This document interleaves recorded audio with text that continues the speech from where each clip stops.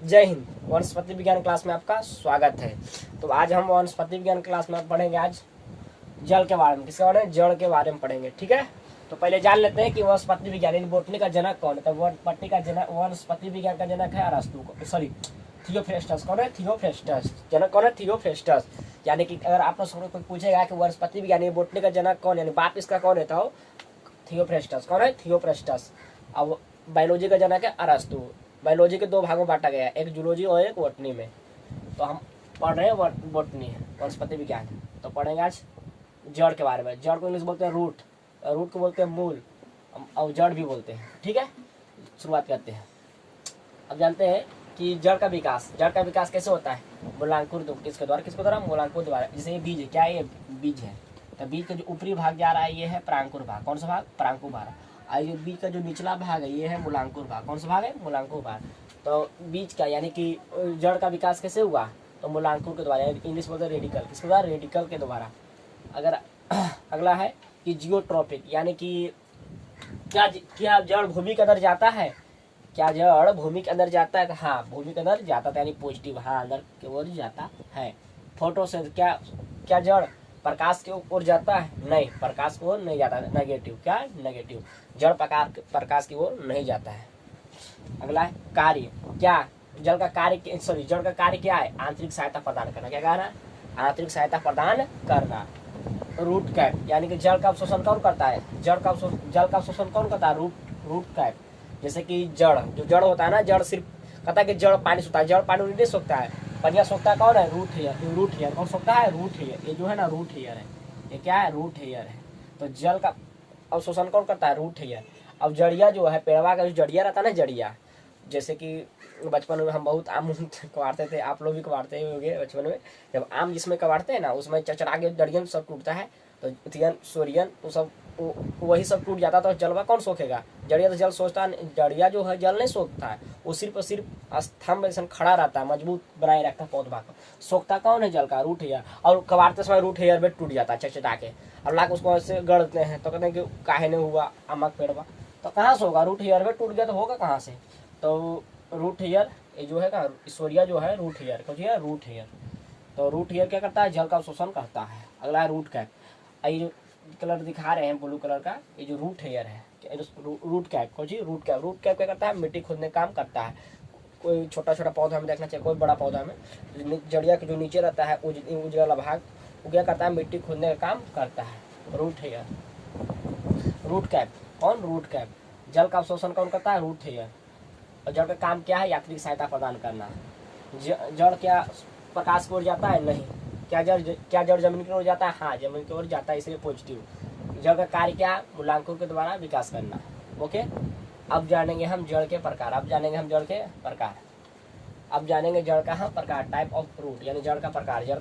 जड़ कितना प्रकार के होते हैं? जड़ 5 प्रकार के होते हैं। जड़ कितना प्रकार के होते हैं? 5 प्रकार के होते हैं। मूसला जड़, आरोही जड़, परजीवी, अधिपाद और अपस्थानिक जड़। हम एक करके पढ़ते हैं कि मूसला जड़ किससे कहते हैं, आरोही जड़ किससे कहते हैं, परजीवी जड़ किससे कहते हैं, अधिपाद जड़ किससे कहते हैं, और अपस्थानिक जड़ किससे कहते हैं। जाने के लिए तैयार हो? चलो शुरुआत करते हैं।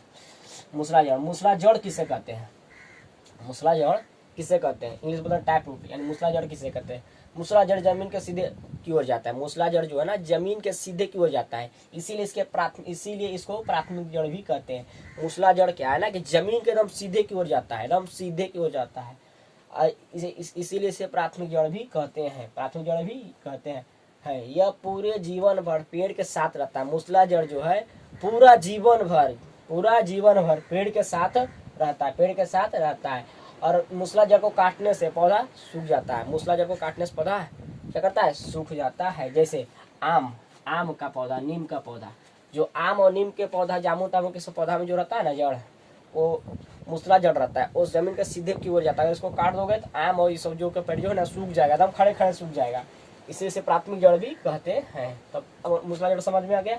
आरोही सिंपल है। आरोही जड़ क्या है ना, कि आरोही जड़ मतलब कि दीवार उवार पर लटक के चढ़ जाता है। जैसे मनी प्लांट क्या है कि एक दूसरे की सहायता से वो चढ़ जाता है ऊपर में लटक के फैलने लगते हैं दीवारों पर। जैसे स्क्रीन पर आपको दिख रहा होगा, ये मनी प्लांट का पौधा है। कौन का पौधा है? मनी प्लांट का पौधा है। ये देखो मनी प्लांट का पौधा है।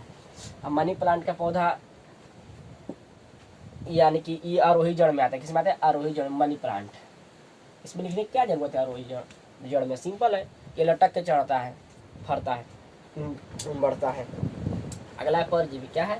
परजीवी। परजीवी मूल। कौन सा मूल? परजीवी मूल। यह दूसरे पौधे पर उगता है। परजीवी मूल क्या है ना कि दूसरे पौधे पर उगता है, अपने पर नहीं, दूसरे पौधे पर उगता है। उसे आंतरिक सहायता और भोजन पानी सब मांगता है। एक तो एक दूसरे पौधे पर परजीवी मूल लगता भी है, और ऊपर से ऊपर खाना, जल सब उसी से मांगता है, एकदम उसी से मांगता है। इसीलिए से ये दूसरे पौधे पर उगता है। परजीवी मूल जो है दूसरे पौधे पर उगता है, और उससे आंतरिक सहायता भी प्रदान करता है, आंतरिक सहायता भी लेता है, भोजन पानी दोनों लेता है उसी से। जैसे अमरबेल का पौधा, ये जो आपको दिख रहा है तस्वीर, ये किसका है? अमरबेल का है। जो ऊपर लता सन जो दिख रहा है वो है अमरबेल का पौधा। जो हरी पतवा दिख रहा है वो दूसरा पेड़ है। तो यानी ये दूसरे पर फरता है, उससे भोजन पानी दोनों लेता है। ठीक है। अगला है अधिपाद जड़। अगला कौन सी है? अधिपाद जड़। ये भी दूसरे पौधे पर उगता है, ये भी दूसरे पौधे पर उगता है, और उससे केवल और दूसरे पौधे पर तो उगता है, लेकिन भोजन और पानी नहीं मांगता है, सिर्फ और सिर्फ रहने के लिए जगह मांगता है। यह केवल उससे पौत्रिक सहायता लेता है। जैसे कि आर्किड का पौधा, ये क्या चीज का पौधा? आर्किड का पौधा। कौन सा पौधा? आर्किड के पौधा। जो आपको चित्र दिख रहा है ये आर्किड का पौधा है। किसका है? आर्किड का पौधा। इस पर क्या है? आर्किड का पौधा खाली उस पर लगा है, उस पर भोजन पानी नहीं मांग रहा है, सिर्फ सहायता से मांग रहा है उस पर कि खड़ा रहने दो भाई, खड़ा रहने दो। जान गया? अधिपाद जड़, परजीवी मूल जड़ समझ में आ गया, मूसला जड़, आरोही जड़। अब बच गया अपस्थानिक जड़। अपस्थानिक जड़ दो प्रकार के होते हैं, एक स्तंभ, एक अवस्थम। अपस्थानिक जड़ दो प्रकार के होते हैं, एक स्तंभ और एक अस्तंभ। अस्तंभ जड़, स्तंभ जड़ क्या है? ये 90 डिग्री पर झुका हो। कितने डिग्री पर हो? 90 डिग्री पर झुका हो, स्तंभ जड़ कहलाता है। जैसे 90 डिग्री पर झुका हो, तो 90 डिग्री पर झुका हो कौन सा पौधा 90 डिग्री पर झुका रहेगा?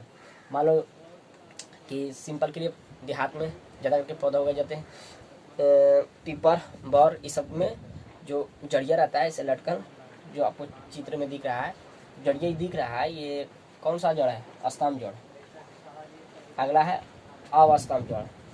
ये 90 डिग्री झुका ना हो, ये हल्का सा तिरछा झुका हो, हल्का सा तिरछा झुका हो। जैसे मक्का, गन्ना में तिरछा झुका था, आपको इस तस्वीर में दिख रहा होगा। ये मक्का, गन्ना में कौन सा जड़ है? अवस्तंभ जड़ है, अवस्तंभ जड़ है। तो आई होप कि मूसला जड़, आरोही जड़, परजीवी, अधिपाद जड़ और अपस्थानिक जड़ समझ गए होंगे। तो आप लोग अगर चाहते हैं इसका वन शॉट फोटो लेना तो ले सकते हैं।